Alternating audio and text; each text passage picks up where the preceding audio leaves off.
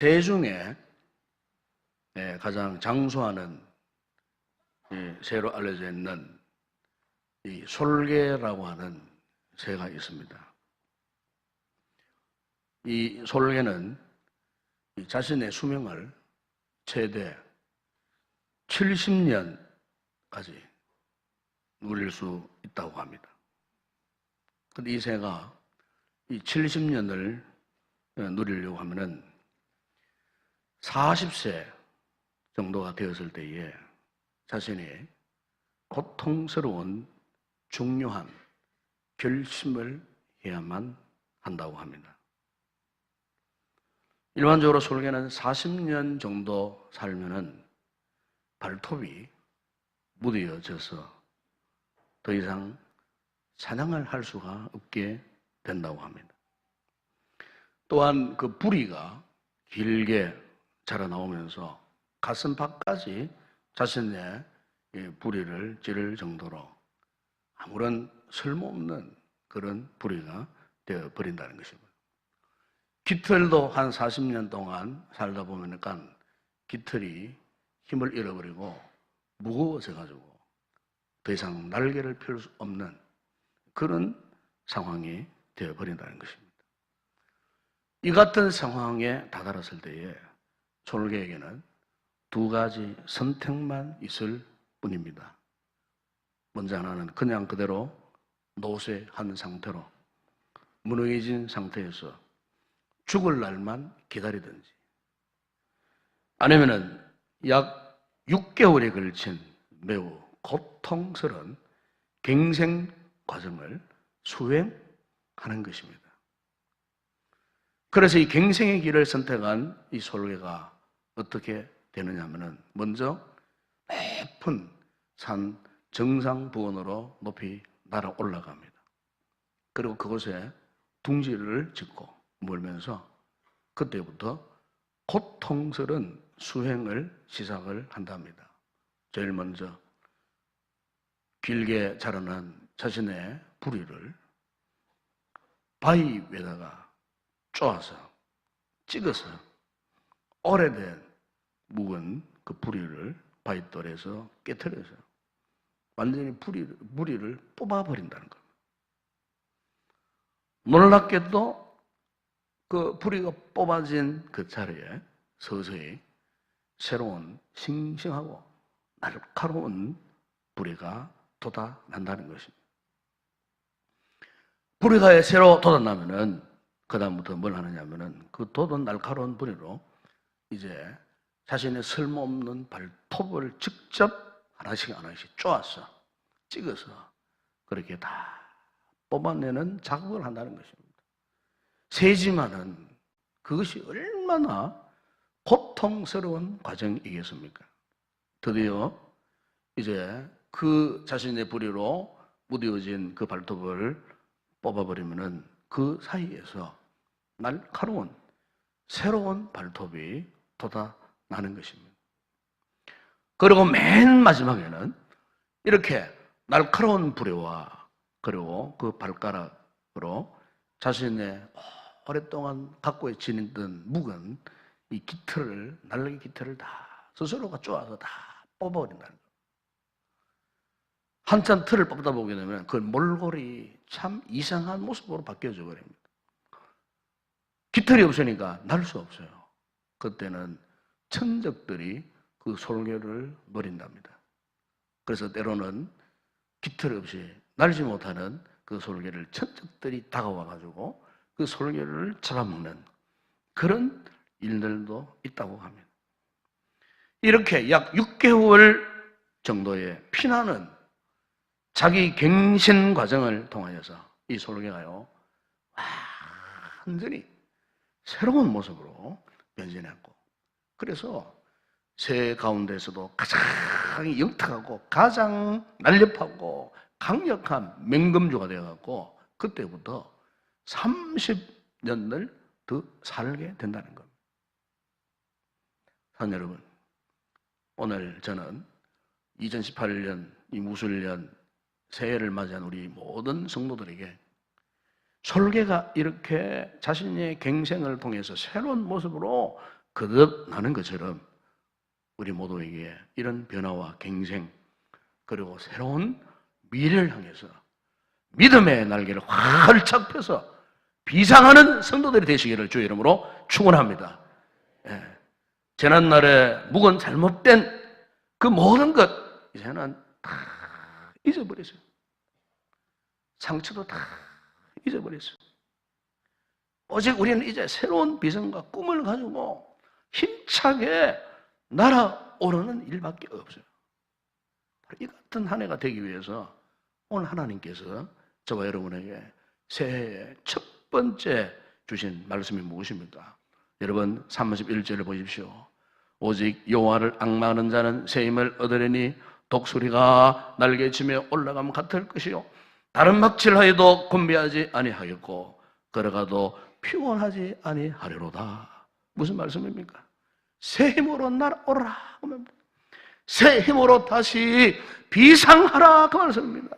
여러분 본래 독수리는요 좀처럼 피곤을 모르는 새라고 합니다. 그래서 아주 높은 창공을 비상하는 하늘의 제왕이라 그렇게 말하지 않습니까? 그런데 이 같은 독수리에게도 때로는요 탈진할 때가 있다는 겁니다. 탈진할 때가. 이 같은 사실 오늘 하나님의 백성들인 우리에게도 마찬가지죠. 영적인 힘, 믿음의 힘을 잃어버릴 때가 있어요. 그래서 우리가 스스로 절망하고 모든 것을 포기하고 싶을 때가 없지 않아 있어요. 여러분 오늘 본문을 보시면은 지금 이스라엘 백성들이요 바로 그 같은 상태에 직면하고 있었어요. 자신들이 하나님께 선택받은 특별한 백성임을 그들은 확신하고 있었지만 70년 동안 이방당 바벨론에게 짓밟히고 학대를 당하다 살다 보니까 이제는 더 이상 견디지 못해서 그냥 탈진해버린 거예요. 희망도 없고 소망도 없어요. 그런데 바로 이 같은 절망적인 상황 속에서 그들에게 굿뉴스가 들려온 겁니다. 즉 복음이 들려온 겁니다. 다시 말하면 하나님께서 그들을 다시 일으켜 세우시기 위해서 그들을 다시 비상하도록 하시기 위해서 처방을 내리셨는데 그 처방이 뭐냐면은 이사야 40장 27절에서 31절 말씀이에요. 이게 보면은 피곤이라는 단어가요 계속 반복적으로 나오는 걸 볼 수 있습니다. 여러분 보세요.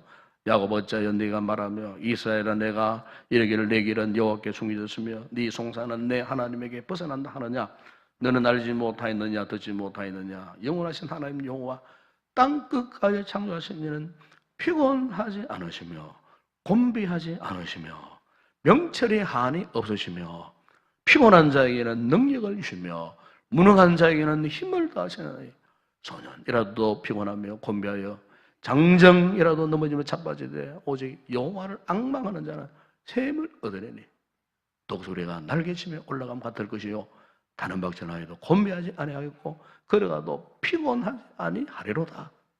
28절에 보시면 우리를 창조하신 하나님은 피곤하지도 곤비하지도 않으신 분이라고 그렇게 말씀합니다. 여러분 여기에 피곤, 곤비는 이 비슷한 단어예요.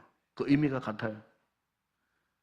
성경에 보게 되면 이 같은 유사한 단어가 반복적으로 계속 나올 때는 그 어떤 것을 강조하기 위해서 이 강조법을 그렇게 사용하시는 거예요.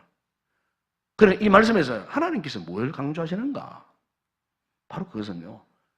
피곤하지도 곤비하지도 않으시는 전능하신 하나님께서 피곤과 곤비에 빠져있는 당신의 백성들을 도와주시겠다는 겁니다. 아멘? 29절에 보세요. 피곤한 자에게는 능력을 주시며 무능한 자에게는 힘을 더하시나니 피곤한 자에게 능력을 주신다고 말씀하고 있습니다. 30절에서는 소년이라도 피곤하며 곤비하다며 말씀하신 후에 보세요. 31절에 여호와를 앙망하는 자는 곤비하지 아니하고 피곤하지 아니할 것이라고 말씀하셨습니다. 여러분 지금 여기 계속 나오는 이 피곤, 이 곤비라고 하는 이 말은요 우리의 삶의 에너지가 한순간에 방전되어 버린 그런 상태를 말합니다. 의학적으로는 이런 용어가 있어요. 만성 피로 증후군이라는 질병이 있어요.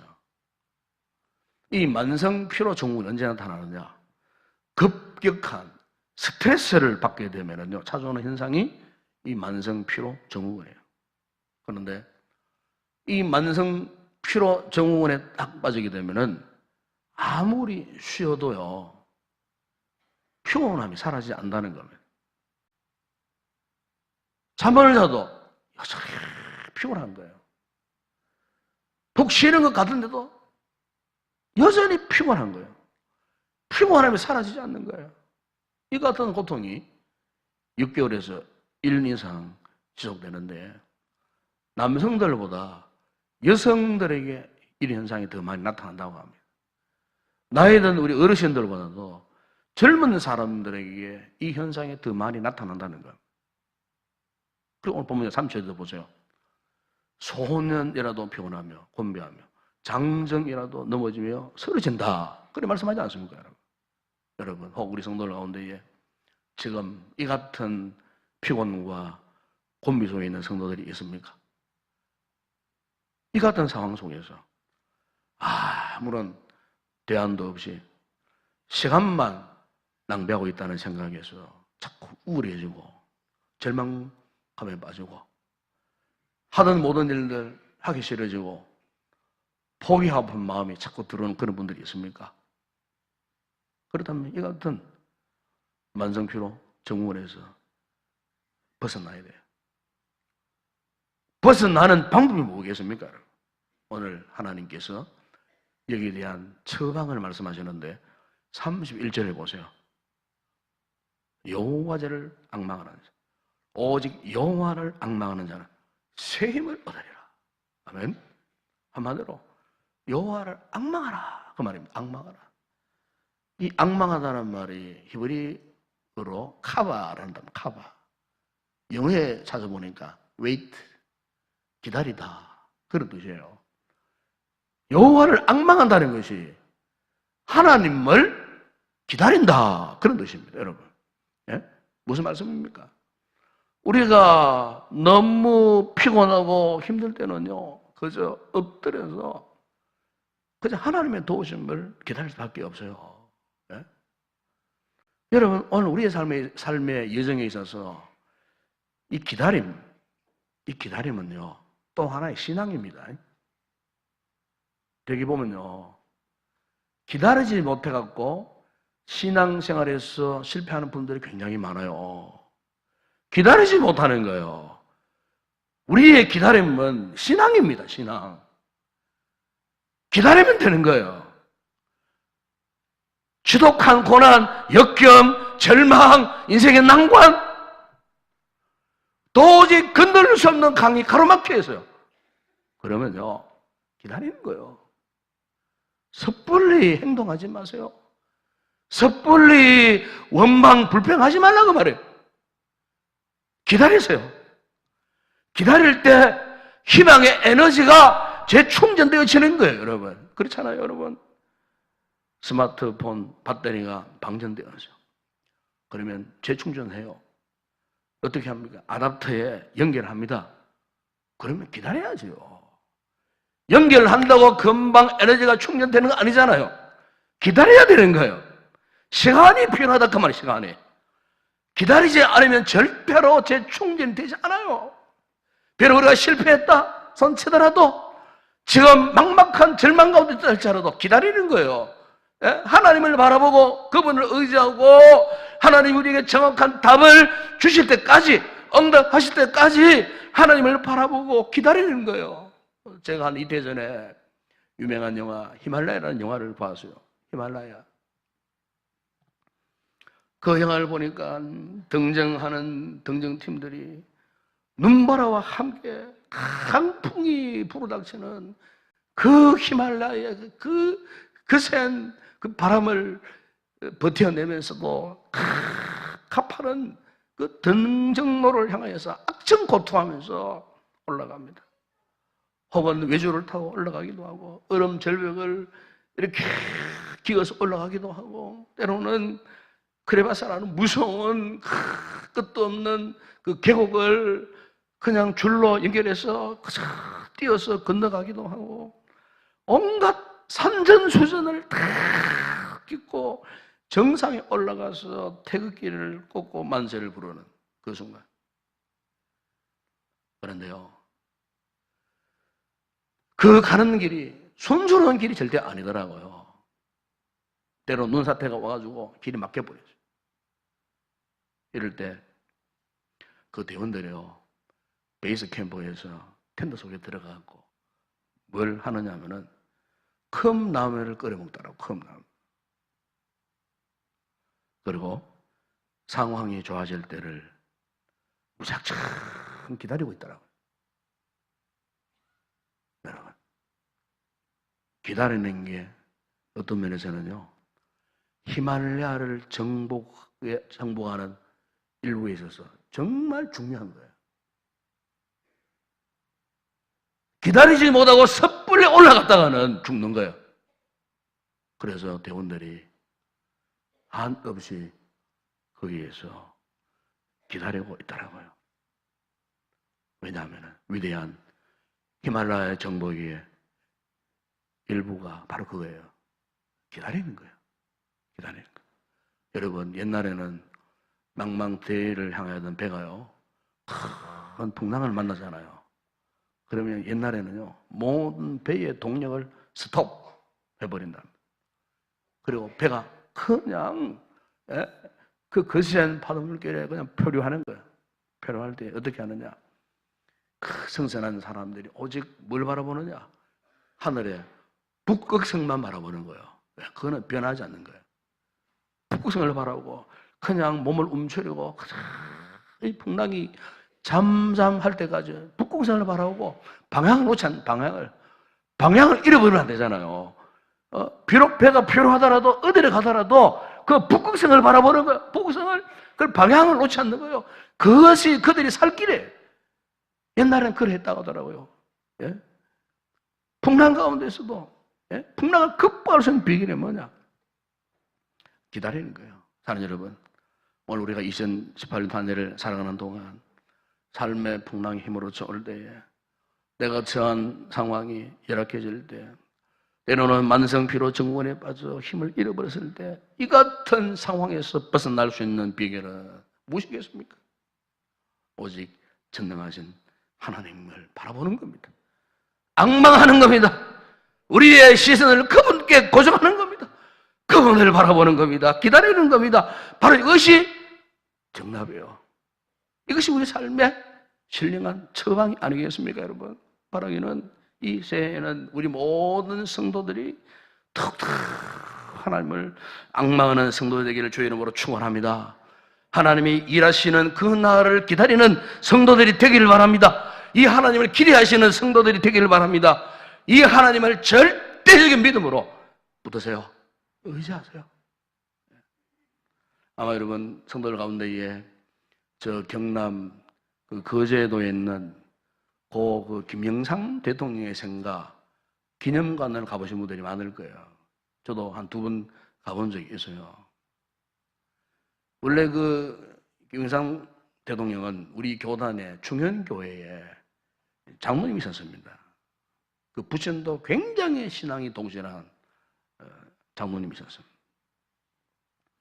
그런데 이 김영삼 대통령이 살아생전에 평생토록 절겨 암송하고 사랑했던 말씀이 하나 있어요.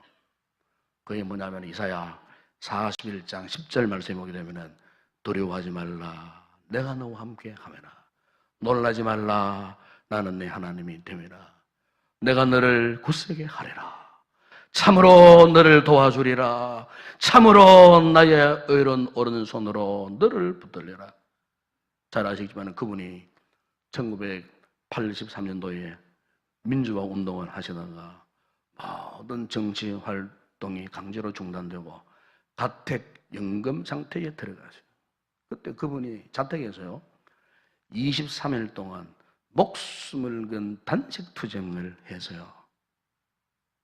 그분이 자서 전에 그때 이사야 41장 10절 말씀을 붙들고 묵상을 하고 되뇌이면서 여호와의 말씀 앞에 붙들린다는 겁니다. 실제로 여러분 그제도 생각해 가보시면요, 여러 다른 대통령의 생각 분야와는 다릅니다. 요소에 그분의 삶의 용기가 신앙에서 나왔다는 그런 흔적들을 많이 찾아볼 수가 있어요. 그 옆에 있는 대통령 기록 전시관에 가면은요, 그분의 대학 다닐 때 대학 성적표가 전시되어 있습니다. 4년 동안 A 학점은 달랑 2번, 나머지 전부 다 B, C, D로 채워져 있어요. 그런데 그가 중학교 시절에 그의 책상머리에 미래의 대통령 김영삼이라고 탁 써붙여 놓고 그렇게 공부했다는 겁니다. 참으로 그분이요, 꿈의 사람인 동시에 믿음의 사람이 아니었는가. 그분이 정치인으로 살면서 평생 주일 예배를 한 번도 빠뜨린 적이 없다는 겁니다. 대통령 재임 기간에 타 종교인들의 비판을 감수하면서도 청와대에서 항상 주일 예배를 거기서 드렸어요. 여러분 함상해 보세요. 정치인으로서 그거 힘듭니다. 그렇게 하기가. 수시로 전국의 주의 종들을 모시고 초청해서 청와대 그 영명 안에서 예배를 드렸어요. 축복 기도를 받았어요. 주의 종들 앞에, 대통령에. 여러분, 옛날 그 거제도에 그 섬소년, 정말 평범한 소년이 한 시대에 이런 귀한 발자취를 남길 수 있었던 비결이 뭐냐? 오직 하나님을 향한 믿음이 있었다, 그 말입니다. 사랑하는 여러분, 오늘 2018년도 새해를 맞이한 우리 모든 성도들도 오늘 우리에게 주신 이 약속의 말씀을 붙드시기를 바랍니다. 하나님을 향망하시기를 바랍니다. 하나님을 바라보시기를 바랍니다. 그분을 기다리시기 바랍니다. 그분이 나를 인도하실 때까지, 그분이 나의 인생을 책임져 주실 때까지 그분을 의지하고 그분을 기다릴 때 반드시 그분께서 오늘 저와 여러분의 삶을 지키시고 도와주시며 인도해 주시리라 믿습니다. 바로 이 믿음을 갖고 2018년도 우리 모두 다시 한번 비상하는 그런 성도들이 되었으면 좋겠습니다. 새 힘으로 다시 비상할 수 있는 성도들이 되기를 바랍니다. 한번 저를 따라합시다. 새 힘으로 다시 비상합시다. 자, 주먹을 쥐어보세요. 주먹. 네, 다시 새 힘으로 다시 비상합시다. 아멘. 이런 성도들에게 주의 이름으로 축원합니다.